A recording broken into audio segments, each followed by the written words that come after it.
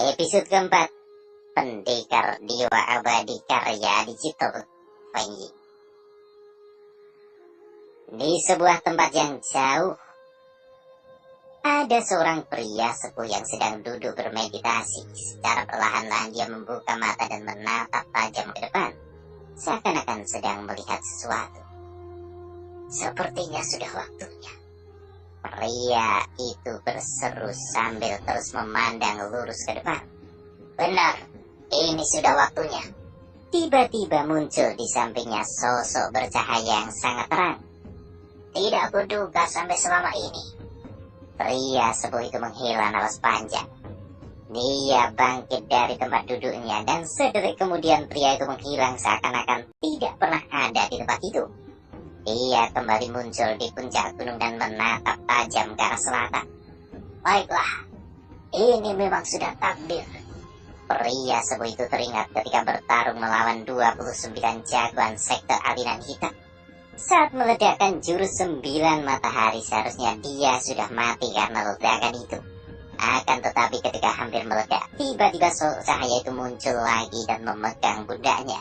Dengan cepat dia sudah berada di tempat yang sangat jauh. Dia bisa mendengar ledakan besar dan tanah bergetar. Tentu dia kaget sedangkan tubuhnya sudah tidak memiliki tenaga.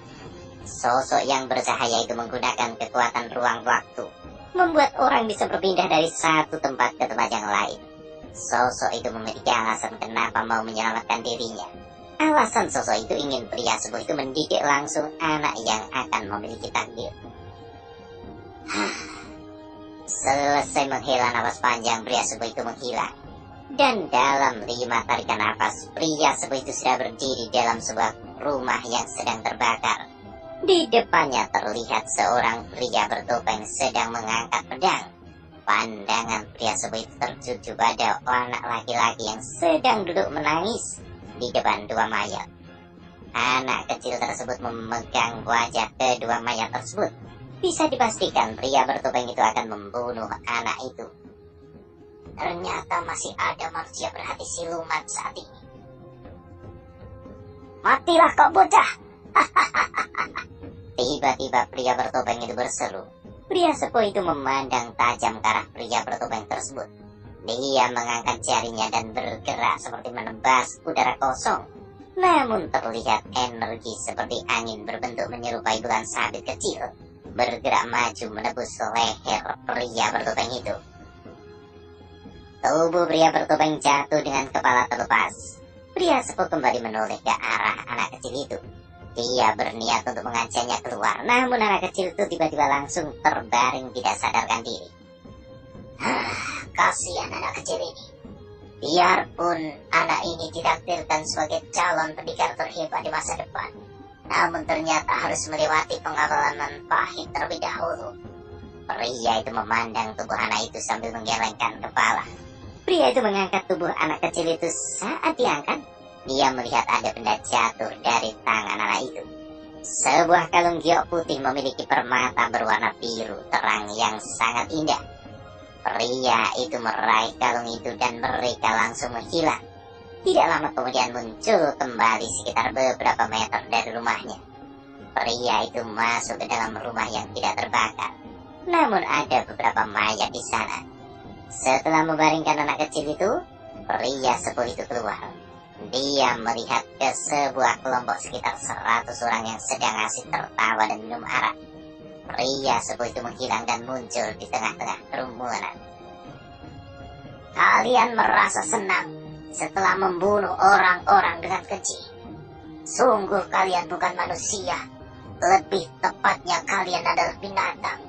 Seru pria sepuh itu sambil melihat ke sekelilingnya yang dipenuhi orang-orang bertopeng. Jelas mereka sontak kaget karena tidak merasakan kehadirannya. Siapa kau? Berani-beraninya mengganggu kami, kata salah seorang sambil menunjuk-nunjuk ke arah pria sepuh tersebut.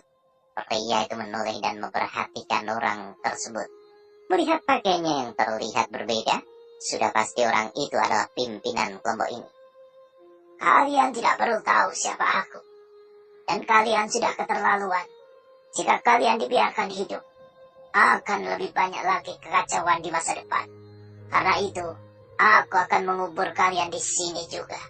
Selesai berkata begitu, pria sebuah itu langsung menekan semua dengan energi yang kuat.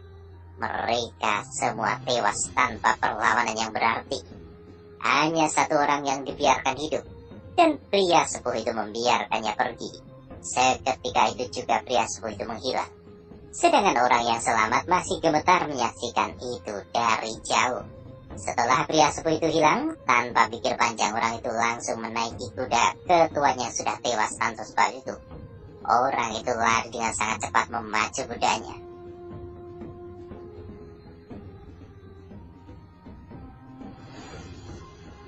Ho Chen tidak sadarkan diri selama hampir seharian. Ketika hari sudah mulai sore, Ho Chen mulai membuka mata pelan. Di mana ini? Apa aku sudah mati? Ho Chen terbangun dari tempat tidurnya dan memandang sekelilingnya.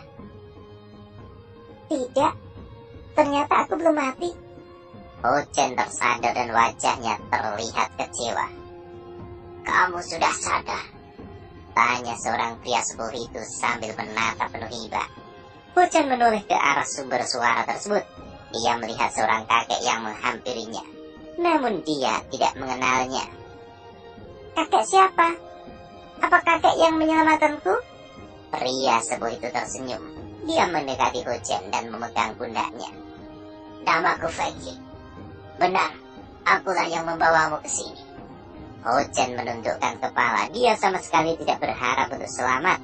Yang dia inginkan saat ini, dia ingin segera menyusul orang tuanya. Aku mengerti akan apa yang kamu rasakan. Namun kedua orang tuamu berharap agar kamu tetap melanjutkan hidup. Dan kalau terjadi sesuatu denganmu, mereka tidak akan senang melihatnya. Feng Ying tahu bagaimana rasanya kehilangan. Bagi Feng Ying yang menjalani kehidupan selama ribuan tahun, tentu sudah mengalami berbagai cobaan yang sangat berat. Bagaimana bisa kakek seyakin itu? Feng Ying tersenyum, lalu mengeluarkan kalung dan meletakkannya di depan Ho Chen. Kalung ini sebagai buktinya. Orang tuamu memberikan kalung ini agar kamu bertahan untuk hidup. Ho Chen baru teringat setelah melihat kalung itu. Dia teringat saat ayahnya memberikan kalung itu padanya ketika di akhir nafasnya. Ho Chen juga ingat setiap pesan yang dikatakan oleh ayahnya. Feng Ying berniat meninggalkan ruangan itu agar Ho Chen bisa beristirahat dengan tenang. Terima kasih kakek. Kakek telah menyelamatkanku. Dan mohon maaf atas sikapku sebelumnya. Ho Chen membungkuk, menyesali atas sikapnya yang kurang pantas. Feng Ying menatapnya dengan tersenyum. Istirahatlah, dan besok kamu pergi ke makam orang tuamu. Feng Ying melangkah keluar meninggalkan Ho Chen sendiri di dalam kamar. Ho Chen terdiam sambil menatap kalung pemberian sang ayah. Dia kembali mengingat saat-saat bahagia dengan kedua orang tuanya. Perasaan sakit kembali menyerang hatinya. Air matanya kembali mengalir karena tidak mampu menahan rasa sakit. Saat ini kebahagiaan yang dia rasa telah hilang untuk selamanya. Darah iblis, suatu saat aku akan membalas kematian ayah dan ibuku. Ho Chen menggenggam erat kalung itu. Saat pagi tiba, Ho Chen berjalan tidak jauh dari tempat tinggalnya. Dia bersujud di depan dua batu nisan tanpa nama. Dua batu nisan tersebut adalah makam kedua orang tuanya. Tidak ada yang selamat dari pembantaian tersebut. Hanya tersisa Ho Chen. Feng Ying mengubur semua jenazah warga secara massal, kecuali jenazah Ho Chen dan Wei Xuan. Mereka dikubur sendiri-sendiri secara berdampingan. Bukan karena istimewa, namun karena anaknya masih hidup. Ayah, ibu, maaf baru bisa mengunjungi kalian. Aku... Suaranya terhenti, seakan-akan tidak mampu untuk berbicara. Suaranya tertutup oleh rasa sakit dan sedih. Dan suara tangis terdengar pilu. Setelah agak lama Ho Chen sudah merasa agak tenang, dia kembali mengutarakan keinginannya.